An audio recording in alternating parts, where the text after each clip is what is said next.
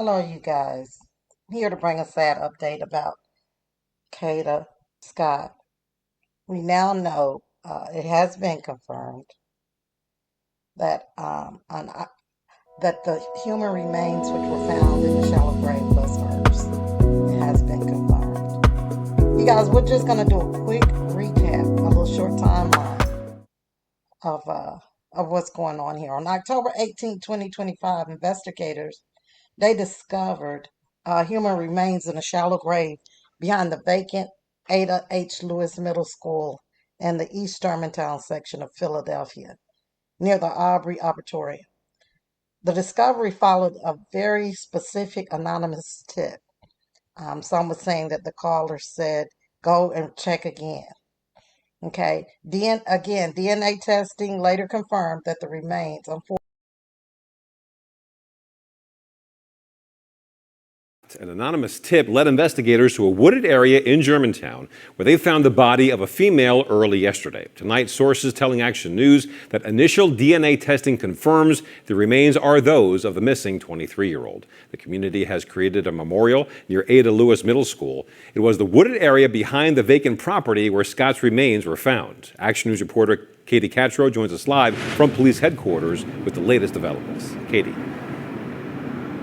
Walter, confirmation that the remains of Kada Scott have been found was not the outcome investigators or the community hoped for. But as they search for answers, they grieve with Scott's family.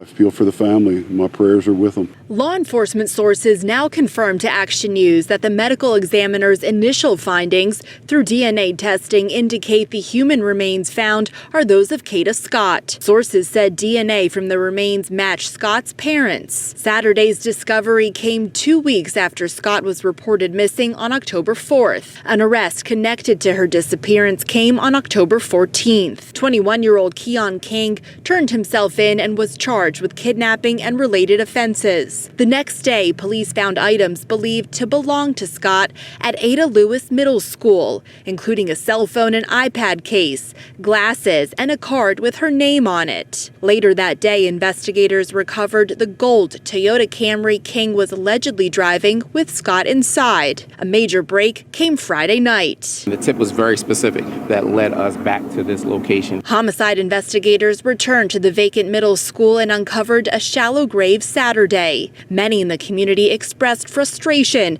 that the remains were not discovered sooner. A little disappointed that the investigators were here a few days before and they didn't discover that then. The medical examiner's office is continuing its work to determine the cause of death. At this point now, we have to do everything in our power to ensure that we bring justice for this family. Missing person investigation to a potential homicide investigation once they get the autopsy report back. The investigation remains active. Prosecutors indicated that more charges are expected as evidence is further developed. The case raised community concerns about how the search was handled and whether more could have been done earlier in the investigation. If you like, you guys, Keon King's bail is $2.5 million. And prayerfully this time, he will not be walking out like he did in the prior kidnapping where he had to pay $20,000 cash bond.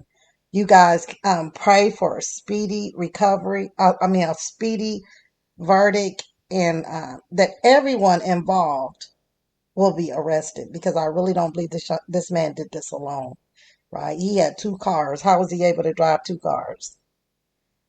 All right, someone else knows something. And if you know something, please say something. This is someone's daughter, sister, cousin, friend.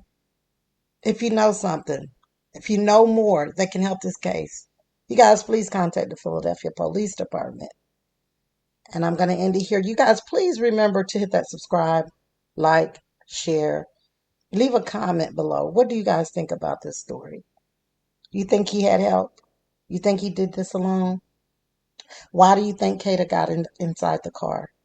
She told her family that she told her friends, not her family, that she had been getting harassing telephone calls. Do you think it was Kada?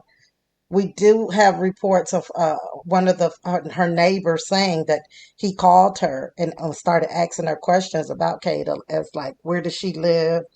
Does she know her address? Things like that. Um, all right, you guys leave comment below, and like I said, leave your prayers below, words of encouragement for the family, and we'll talk about it down at the bottom. I'll make sure to leave a comment on your comment. Thank you guys. Have a blessed, wonderful day as we continue to pray for the family.